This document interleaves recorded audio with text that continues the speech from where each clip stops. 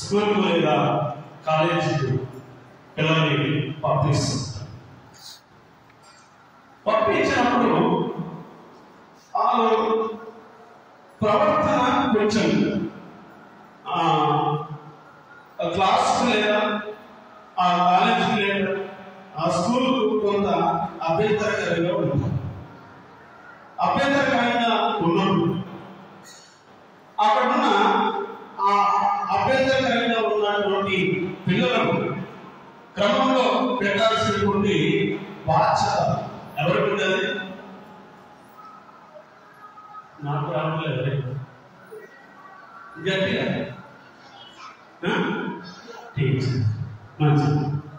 Teacher ఉంటారు. Teacher ఉన్నప్పుడు పిల్లలకు గమనించింది ఈ రోజుల్లో ఉన్న పరిస్థితి మనం చూస్తాం. ఒకప్పుడు టీచర్ ఉండేది బాధ్యత, టీచరు బాధ్యత ఉండేది కనుక టీచర్ దండించినా కూడా తల్లిదండ్రులకు మౌనంగా ఉండేవారు. టీచరు పిల్లల్ని క్రమశిక్షణ పెట్టాలంటే పిల్లలు కొన్నిసార్లు మాటలతో వింటారండి వినరు. కొన్నిసార్లు ఏమడాలి బెత్తము వాడాలి. బెత్తము వాడినప్పుడు పిల్లలు క్రమశిక్షణ వాడికి వస్తారు. ఎందుకంటే ఒక్కసారి బెత్తం వాడితే, ఒక్కసారి దెబ్బ పడితే రెండోసారి మళ్ళీ నన్ను కొడతాడేమో అనే భయం ఆ పిల్లల్లో కూడా ఉంటుంది.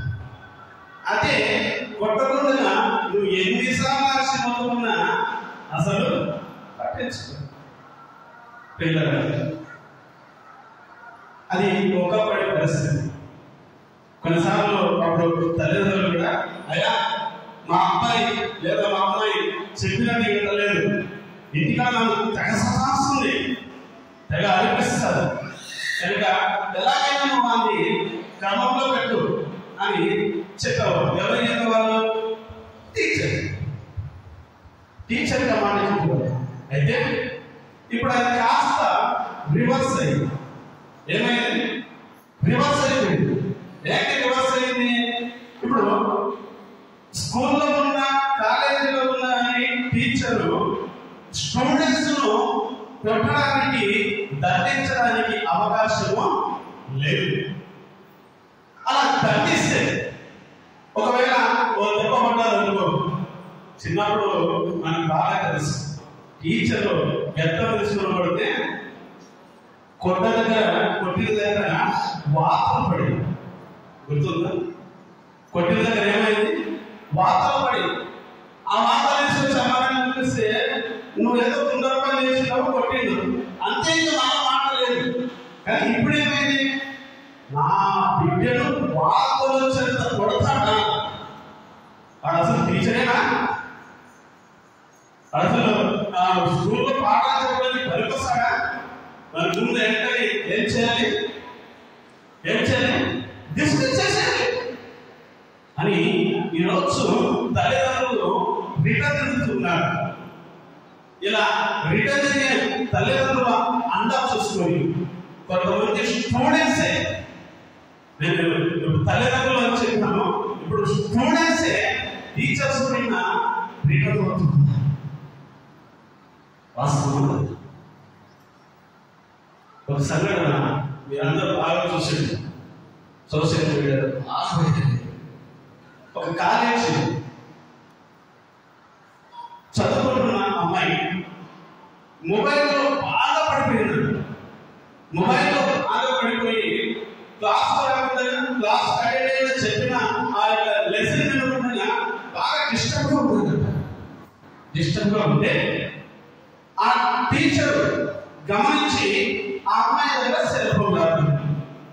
ఏం లాగుతుంది? సెల్ ఫోన్ లాగుతుంది. అంతే. సెల్ ఫోన్ లాగుంటే సెల్ ఫోన్ నాకు ఇస్తావా లేదా అని స్టూడెంట్స్ అందరూ ఉన్నారు. ఆ అమ్మాయి టీచర్ని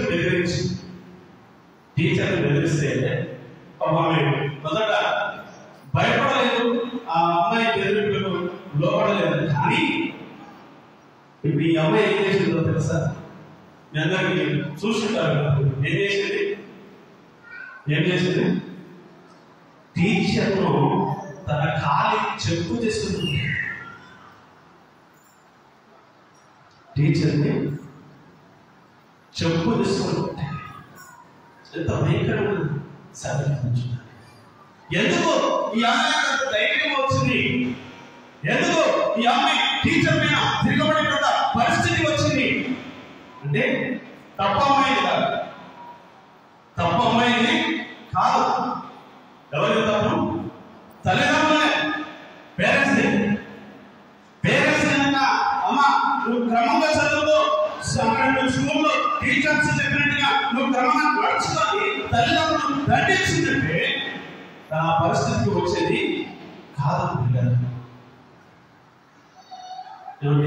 ఇంకొక సెకండ్ మొత్తం స్టూడెంట్స్ 10th క్లాస్ లో ఉన్న పిల్లలంతా లైన్ ఎలా స్కూల్ మరి ప్రారంభంలో ప్రేయర్ నిలబెడతారు కదా, అలా ప్రేయర్ నిలబెట్టి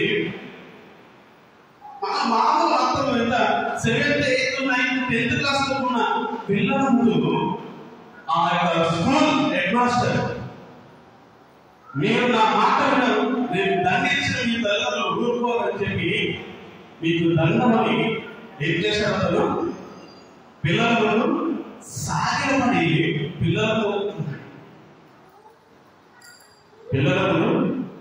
ఏం చేశాడు? సాగిలమన్నాడు. అంటే ఒక పడుకుని ఆ పిల్లలను చేతులకి ఇలాంటి సంఘటనలు చూసినప్పుడు అనిపిస్తుంది పిల్లలు మొదటిగా క్రమం తప్పడానికి కారణం ఎక్కడ కనిపిస్తుందంటే తల్లిదండ్రులనే కనిపిస్తుంది. ఈరోజు టీచర్ను కొట్టిన ఆ అమ్మాయి రేపు తల్లిదండ్రులు కొట్టదు అనడానికి ఏమైనా అవకాశం ఉందా? ఉన్నది ఏమీ లేదు. టీచర్ పైన తిరగబడిన అమ్మాయి తల్లిదండ్రుల పైన తిరగబడడానికి అవకాశము లేదు. అసలు వారు నడవలసిన త్రోవ వారికి నేర్పాలి. ఎక్కడ నేర్పాలి? మొదటి పడి ఎక్కడంటే తల్లి పడి. మొదటి గుడి ఎక్కడంటే అదే తల్లిబడి. తల్లిబడిలో ఎప్పుడైతే తల్లిదండ్రులు బాబుకి ఆ బేబీకి నేర్పాల్సిన త్రోవ చెప్పాల్సిన మాటలు ఎప్పుడైతే చెప్తారో అప్పుడు ఆ అబ్బాయి బాగుపడతాడు. లేదా రెండవది దేవుని మందిరంలో క్రమశిక్షణలో పెంచాలి. మూడవది బడిలో. ఈ 3 చోట్లని బాలుడు తన నడకను శుద్ధీకరించగలుగుతాడు. ఈ 3 చోట్ల కాదు అంటే వాడు జీవితంలో కూడా పాపం పడతాడు. అర్థమండి? ఈ 3 చోట్ల వాడు మిస్ అయ్యాడంటే వాడు జీవితంలో బాగుపడు. ఎంత తలకిందో నుంచి ఎంత తపస్సు చేసినా కూడా జీవితంలో బాగుంటాడు.